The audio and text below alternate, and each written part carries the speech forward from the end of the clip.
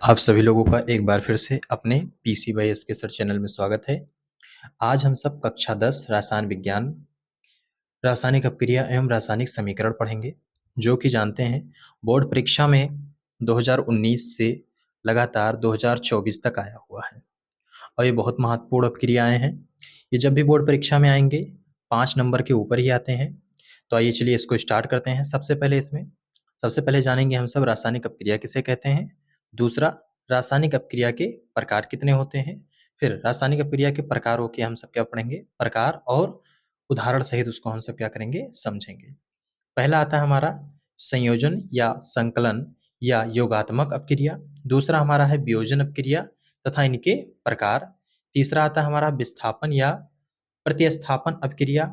और चौथा हमारा है उभय प्रतिस्थापन या द्विविस्थापन अपक्रिया। ये 4 अपक्रियाएं हैं, 5, जो बोर्ड परीक्षा के लिए बहुत ज़्यादा महत्वपूर्ण हैं।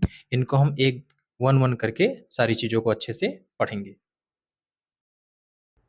चलिए स्टार्ट करते हैं।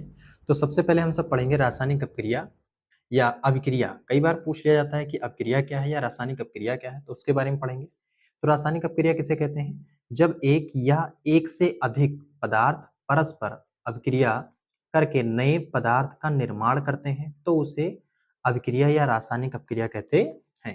अर्थात मतलब कोई दो पदार्थ हों, वो आपस में संयोग करें और संयोग करके कोई एक नया पदार्थ बना के तैयार हो जाए तो हमारी क्या कहलाएगी, अपक्रिया या रासायनिक अपक्रिया कहलाती है। जैसे मान लीजिए हम सब यहाँ पर सोडियम को लिए उसके साथ HCl की अभिक्रिया करा रहे हैं। तो सोडियम जो है Cl से अभिक्रिया करके क्या निकल जाएगा, हमारा NaCl निकल जाएगा और प्लस हमारा हाइड्रोजन गैस बाहर हो जाएगा। अब अपक्रिया की हम बैलेंस कर देंगे। यहाँ पर 2 हाइड्रोजन है, यहाँ पर 1 है, तो 2 से यहाँ पर हम गुणा करेंगे। यहाँ पर 1 Na है, यहाँ पर 1 है, लेकिन यहाँ पर देखिए 2 क्लोरीन हो गया और यहाँ पर 1 क्लोरीन है, तो यहाँ पर हम 2 से गुणा करेंगे तो 2 क्लोरीन हो गया और ये हमारा 2 सोडियम, तो ये हमारा कितना हो गया, 2 सोडियम। यहाँ से गुणा कर दिए, अपक्रिया हमारी पूर्ण हो गई। अपक्रिया जो हमारी होती है इसमें 2 प्रकार के चरण होते हैं। पहला जो होता है कि जिसके साथ अपक्रिया कराना होता है उसे हम सब अभिकर्मक बोलते हैं। तो इस वाले भाग को हम सब क्या बोलेंगे, अभिकर्मक।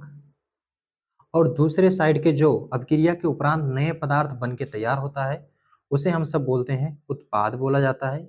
इंग्लिश में इसे प्रोडक्ट बोलते हैं, इसे रिएक्टेंट बोलते हैं। ठीक, तो अगर हम सब दूसरी भाषा में देखा जाए तो इससे कहते हैं हम सब कि LHS के साइड को हम सब क्या बोलेंगे, अभिकारक, और RHS के साइड वाले को क्या बोला जाएगा, उत्पाद बोला जाता है।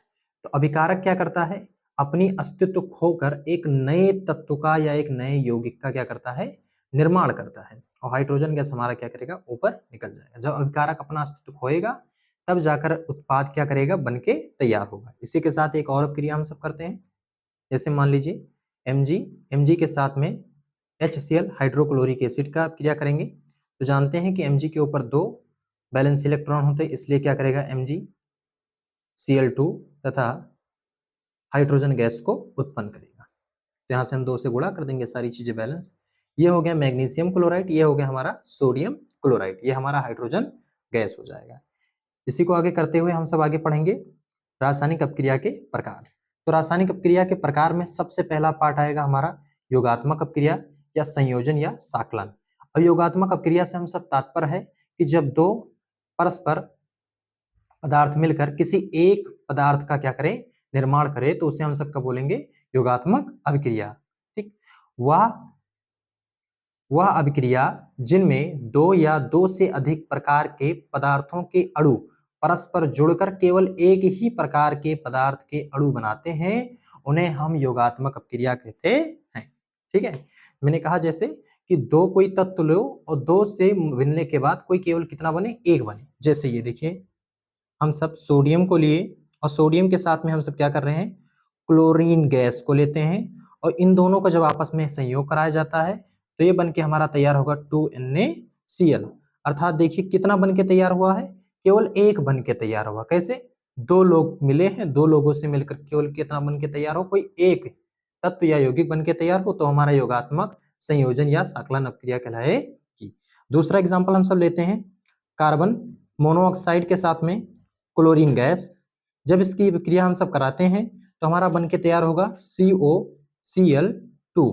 इसे हम सब क्या बोलते हैं, कार्बिल क्लोराइड बोला जाता है।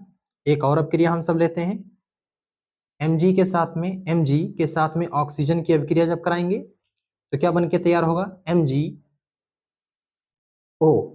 ठीक है, अब देखिए यहाँ पर O एक है, यहाँ पर दो है, तो यहाँ से हम दो से गुणा करेंगे तो O की संख्या बराबर होगी, लेकिन मैग्नीशियम की संख्या बढ़ गई। यहाँ दो हो गया, यहाँ पर एक है, तो यहाँ हम दो से गुणा कर देंगे तो मैग्नीशियम की संख्या दो, ऑक्सीजन की संख्या दो, मैग्नीशियम की संख्या यहाँ पर देखिए दो है, ऑक्सीजन की संख्या दो है। ठीक, अब आगे चलते हैं। आगे हम लोग का है वियोजन अभिक्रिया। वियोजन से ही आप तात्पर्य समझ रहे होंगे। वियोजन का मतलब क्या होता है, वियोग होना। वियोग का मतलब कोई एक लोग रहे और एक लोग आए अभिक्रिया करने के लिए और वो टूट कर दो या दो से अधिक तत्व या यौगिक में क्या हो जाए, विघटित हो जाए, तो उसे हम सब क्या बोलते हैं, वियोजन अभिक्रिया। तो वियोजन अभिक्रिया को हम सब सिंपल कहेंगे कि वह रासायनिक प्रक्रिया जिनमें कोई एक यौगिक आपस में संयोग या अभिक्रिया करने के दौरान दो या दो से अधिक अपने ही अवयव में क्या हो, टूट के विघटित हो जाए, तो हमारा वियोजन अभिक्रिया कहलाएगा। ठीक है, जैसे देखिए वह रासायनिक अभिक्रिया जिनमें कोई यौगिक अपने अवयवी तत्वों अथवा छोटे छोटे सरल यौगिकों में वियोजित हो जाते हैं, उसे हम सब वियोजन अभिक्रिया कहते हैं। अब देखिए वियोजन जो अभिक्रिया होता है ये दो प्रकार के होते हैं। एक हमारा होता है ऊष्मीय वियोजन और दूसरा होता है हमारा क्या चीज, विद्युत वियोजन। तो इसमें सबसे पहले हम सब पढ़ेंगे ऊष्मीय वियोजन। ऊष्मीय वियोजन से आपका क्या तात्पर्य है, क्या समझ पा रहे हैं ऊष्मीय वियोजन का? ऊष्मीय का मतलब होता है ऊष्मा। ऊष्मा का मतलब होता है कि जब किसी तत्व को हम सब क्या करते हैं, ऊष्मा दें, और ऊष्मा देने के पश्चात वो अपने तत्वों में विघटित हो जाए, तो उसे हम सब क्या बोलेंगे, ऊष्मीय वियोजन कहा जाता है। जैसे सबसे पहले हम सब ले लेते हैं, मान लीजिए पहला एग्जांपल KClO3, इसे हम सब बोलते हैं पोटेशियम क्लोरेट। जब पोटेशियम क्लोरेट को हम सब क्या करेंगे, ऊष्मा देंगे, ऊष्मा अपघटन। जब ऊष्मा अपघटन कराएंगे तो यहाँ पर देखिए लिखा हुआ है KCl, तो इसको हम निकालेंगे यहाँ पर KCl और प्लस लगाएंगे। ये मेरा O3 है, O3 हमारा टूट जाएगा किसमें, ऑक्सीजन में टूट जाएगा। आप समझ रहे हैं कि ऑक्सीजन में टूटेगा, ऑक्सीजन भी एक प्रकार का क्या निकल जाएगा हमारे यौगिक, ये भी एक प्रकार का क्या निकल जाएगा, यौगिक। तो कोई एक लोग हो और एक लोग क्या करें, अपने आप में ही टूटने के बाद दो या दो से अधिक तत्व या यौगिक में अपना विघटन हो जाए, तो उसे हम सब वियोजन अभिक्रिया कहेंगे। अब वियोजन में दो लोग आएंगे, एक ऊष्मीय और एक वैद्युत। तो सबसे पहले इसका जाने। अब इसकी बैलेंस ही करेंगे। यहाँ पर देखिए ये दो है, यहाँ पर तीन है, तो इसको हम सब क्या करेंगे, यहाँ पर तीन से गुणा कर दें तो तीन दूनी छह हो जाएगा, और यहाँ पर दो से कर देंगे तो दो तिन्नी छह हो जाएगा, और दो KCl हो गया तो दो से यहाँ कर देंगे, तो इसकी क्या हो जाएगी, बैलेंस ही बराबर। अब हम सब करते हैं दूसरा अभिक्रिया। दूसरा हम लिखते हैं कैल्शियम कार्बोनेट। कैल्शियम कार्बोनेट को जब हम सब क्या करेंगे, ऊष्मीय अपघटन कराएंगे। जब इसका ऊष्मीय अपघटन कराया जाएगा तो हमारा कैल्शियम कार्बोनेट कैल्शियम ऑक्साइड तथा कार्बन डाइऑक्साइड में क्या होगा, विघटित हो जाएगा। ठीक है, इसे हम सब कली चूना भी बोला जाता है। तो देखिए कि जब कैल्शियम कार्बोनेट को हम ऊष्मा मतलब गर्म करते हैं तो कैल्शियम ऑक्साइड तथा कार्बन डाइऑक्साइड में परिवर्तित हो जाता है। इसी के साथ एक और एग्जाम्पल हम सब लेते हैं जिसमें दो या दो से अधिक लोग टूट जाएं। जैसे FeSO4, इसे हम सब बोलते हैं फेरस सल्फेट। और जब फेरस सल्फेट का हम सब ऊष्मा अपघटन कराते हैं, ऊष्मा अपघटन कराते हैं, तो हमारा Fe ऑक्साइड मतलब आयरन ऑक्साइड या फेरिक ऑक्साइड में टूटेगा। उसके पश्चात ये हमारा सल्फर डाइऑक्साइड में टूटेगा, और उसके पश्चात हमारा ये सल्फर ट्राई ऑक्साइड में टूटेगा। देखिए कोई एक है, दो या दो से अधिक सरल यौगिकों में खुद ही क्या होते हैं, वियोजन हो गए। चलिए हम सब आगे देखते हैं। अगला हमारा है वैद्युत वियोजन। वैद्युत वियोजन से ही आप तात्पर्य समझ सकते हैं कि वे यौगिक जिनमें क्या कह रहा, विद्युत धारा प्रवाहित कर दिया जाए, और विद्युत धारा प्रवाहित करने के पश्चात वो अपने ही अणुओं में विघटित होकर टूट जाए। जैसे देखिए इसका डिफिनेशन क्या होगा, जिस रासायनिक अभिक्रिया में यौगिक में वैद्युत धारा प्रवाहित करने पर वियोजित हो जाए, उन्हें हम सब वैद्युत वियोजन अपक्रिया कहते हैं। जैसे मान लीजिए हम सब क्या ले लिएगा यहाँ से, NaCl को लिए, नमक को, और इसमें हम सब क्या कराएंगे, वैद्युत वियोजन। जब हम सब वैद्युत वियोजन कराते हैं तो यहाँ से हम 2 से गुणा कर देंगे, तो हमारा निकल जाएगा 2Na प्लस 2Cl2, ये क्लोरीन गैस निकल जाएगा और ये हमारा सोडियम निकल जाएगा। ठीक इसी प्रकार एक और अपक्रिया लेते हैं। जब हम H2O को, H2O का मतलब होता है जल, और जब जल को हम सब क्या करेंगे, अभिक्रिया कराया जाएगा, जब हम सब जल की अभिक्रिया कराते हैं तो ये हाइड्रोजन गैस तथा ऑक्सीजन गैस में क्या करते हैं, विघटित हो जाते हैं। तो ये हाइड्रोजन गैस हो गया और ये ऑक्सीजन गैस में विघटित हो जाएगा, और यहाँ से जब हम 2 से गुणा करेंगे तो 2 ऑक्सीजन हो जाएगा, हाइड्रोजन की संख्या 2 2 4 हो जाएगी, तो यहाँ पर हम 2 से गुणा करेंगे तो इसकी बैलेंसी बराबर हो जाएगी।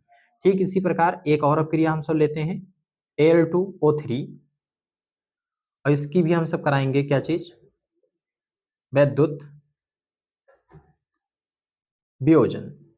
वैद्युत वियोजन, जब इसकी हम वैद्युत वियोजन कराएंगे तो एल्युमिनियम हमारा अलग हो जाएगा और ऑक्सीजन हमारा क्या होगा, अलग हो जाएगा। अर्थात एल्युमिनियम जो है ये धातु है और ये नीचे बैठ जाएगा, तथा ऑक्सीजन हमारा कहाँ चला जाएगा, ऊपर। अब यहाँ पर देखिए 3 है, यहाँ पर 2 है। जब विषम संख्या आपको इस तरह दिखाई दे तो बैलेंसिंग करने के लिए सबसे आसान काम, आप इस 2 का गुणा इसके आगे से करा दीजिए और इसका 3 का गुणा यहाँ पर कर देंगे, तो 3 दूनी ये 6 हो जाएगा और 2 3 ये 6 हो जाएगा, और ये 2 दूनी 4 हो जाएगा, तो 4 से हम गुणा यहाँ कर देंगे तो इसकी बैलेंसी हमारी क्या हो जाएगी, बराबर हो जाएगी। अब हम सब आगे पढ़ते हैं द्विविस्थापन अपक्रिया या द्विप्रतिस्थापन अपक्रिया। तो द्विविस्थापन अपक्रिया या 2 प्रतिस्थापन अपक्रिया किसे कहा जाता है, अर्थात किसी 2 लोगों को आपस में संयोग कराएं और वो परस्पर अपने ही आयन को क्या कर लें, विघटित कर दें, मतलब चेंज कर दें, तो उन्हें हम सब क्या बोलेंगे, 2 विस्थापन अपक्रिया या 2 प्रतिस्थापन अपक्रिया कहा जाता है। जैसे वे रासायनिक अपक्रिया जिनमें यौगिकों के 2 आयनों, मतलब एक नहीं 2 आयनों अथवा अवयवों का परस्पर स्थानांतरण हो जाता है तथा एक या एक से अधिक नए यौगिक का निर्माण होता है, तो उसे हम द्विविस्थापन अपक्रिया कहते हैं। जैसे सबसे पहले हम सब देखेंगे, इसमें एक एग्जांपल लेते हैं, BaCl2, इसे बोलते हैं बेरिलियम क्लोराइड तथा सोडियम सल्फेट।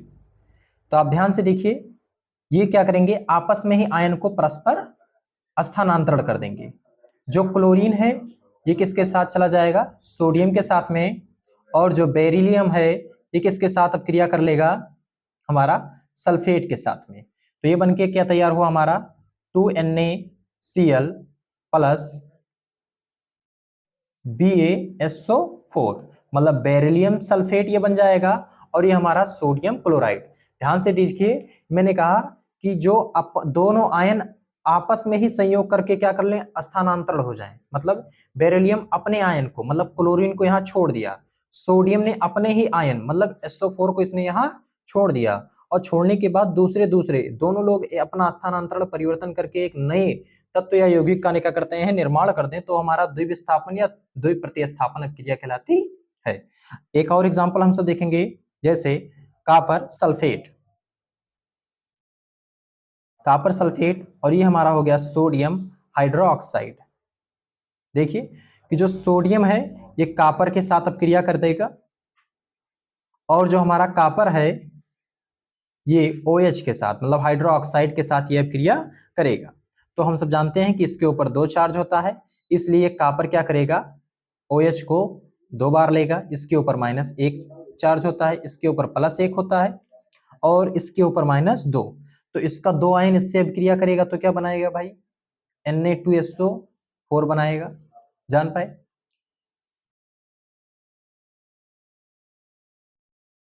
अब आगे हम सब चलते हैं, विस्थापन अपक्रिया किसे कहा जाता है। विस्थापन का मतलब होता है कि यदि कोई प्रबल आयन आ जाए और दुर्बल आयन के यौगिक को हटाकर अपना स्थान वहां पर प्रतिस्थापित कर दे, तो उसे हम सब क्या बोलेंगे, विस्थापन या प्रतिस्थापन अपक्रिया कहा जाता है। जैसे जिस अभिक्रिया में अभिक्रियाशील मतलब जिस अभिक्रिया में अधिक अभिक्रियाशील तत्व कम अभिक्रियाशील तत्वों को उसके यौगिक के जलीय विलयन से विस्थापित कर दें। विस्थापित का मतलब उनको निकाल के अलग कर दें, तो उसे हम सब विस्थापन या प्रतिस्थापन अभिक्रिया कहते हैं। जैसे पहला देखिए, ये हमारा हो गया Fe, इसके साथ मैंने कॉपर सल्फेट का सॉल्यूशन लिया और इससे अभिक्रिया करा रहे हैं। अब हम सब विद्युत रासायनिक श्रेणी में जानते हैं कि कॉपर जो है लोहा से नीचे होता है, इसलिए लोहा जो हमारा है बहुत ज्यादा प्रबल क्रियाशील है, इसलिए क्या करेगा, कॉपर को निकाल के अलग कर देगा और कॉपर के स्थान पे जाकर ये क्या करेगा, खुद रुक जाएगा, मतलब स्थापित हो जाएगा। तो ये हमारा बनाएगा FeSO4 प्लस Cu, ये क्या करेगा, नीचे बैठ जाएगा और ये हमारा विलयन बन के तैयार होगा। इसे हम सब बोलेंगे फेरस सल्फेट बोलेंगे। इसी प्रकार हम सब दूसरा अपक्रिया देखते हैं, ये मैग्नीशियम है और मैग्नीशियम की अपक्रिया हम सब कॉपर क्लोराइड से कराएंगे। तो देखिए मैग्नीशियम भी कॉपर से कहाँ है, ऊपर है, तो ये जाएगा इसका स्थान लेगा और कॉपर को निकाल के कहाँ कर देगा, बाहर कर देगा। तो ये हमारा बन जाएगा MgCl2 प्लस कॉपर हमारा फिर से कहाँ चला जाएगा, बाहर चला जाएगा। ठीक इसी प्रकार एक अपक्रिया हम सब लेंगे Zn के साथ, ZnH2SO4। जो Zn है हमारा ये क्या है, इससे ऊपर है, इसलिए क्या करेगा, Zn हाइड्रोजन के स्थान पे आएगा और हाइड्रोजन गैस को निकाल के कहाँ कर देगा, बाहर। तो बन जाएगा ZnSO4 और प्लस H2 हाइड्रोजन गैस हमारा कहाँ हो जाएगा, बाहर। अच्छा एक अपक्रिया ऐसे कर लिया जाए, जैसे मान लीजिए लिखा है हमारा कॉपर प्लस ZnSO4। इसमें आप जानिए कि क्रियाशील क्रम में Zn जो है कॉपर से बहुत ज्यादा कहाँ है, ऊपर है, और कॉपर यहाँ पे Zn से कहाँ नीचे है। तो कॉपर क्या करेगा, इसमें जाएगा तो, लेकिन इसका कोई स्थान नहीं ले पाएगा। तो यहाँ पर लिखेंगे अभिक्रिया संभव नहीं है या अभिक्रिया नहीं होगी। क्यों नहीं होगी, क्योंकि जो जिंक हमारा है ये बहुत ज्यादा ऊपर है और कॉपर हमारा बहुत ज्यादा नीचे है। यह कहा जाए कि जिंक जो है प्रबल शक्तिशाली है और कॉपर जो हमारा है दुर्बल है, इसलिए कॉपर जिंक का स्थान नहीं ग्रहण करेगा। अब आगे हम सब अपक्रिया में आते हैं, अवक्षेप अपक्रिया किसे कहा जाता है।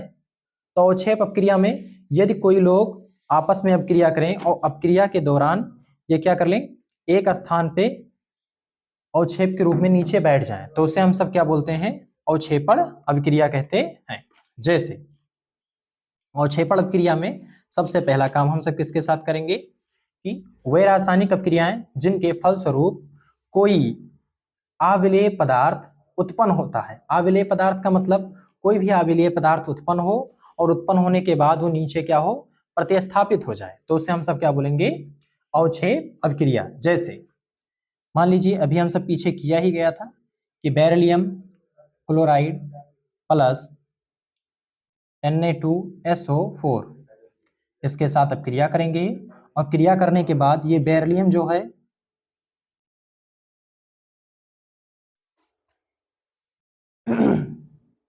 बेरिलियम जो है सल्फर के साथ अब क्रिया करेगा SO4 के साथ, तो बनाएगा BaSO4 प्लस 2NaCl। जानते हैं जब पानी में नमक गिरता है तो नमक क्या करता है, घुल जाता है, जबकि बेरिलियम सल्फेट क्या करेगा, हमारा नीचे अवक्षेप के रूप में बैठ जाएगा।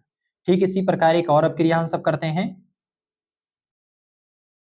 जैसे कॉपर सल्फेट के साथ में NaOH की अपक्रिया करेंगे। तो जब इसके साथ अपक्रिया करेंगे तो हमारा बनाएगा कॉपर हाइड्रोक्साइड प्लस Na2SO4। ये जल में विलय हो जाएगा और ये हमारा नीचे बैठ जाएगा, तो इसे हम सब बोलते हैं अवक्षेपण अभिक्रिया। ठीक है, तो उम्मीद करते हैं कि आप लोगों के बोर्ड परीक्षा के लिए बहुत अति महत्वपूर्ण अभिक्रियाएं हैं। कक्षा 10 पहला चैप्टर का संपूर्ण सारांश, आप सब इसको पढ़ के ही बोर्ड परीक्षा देने जाएं।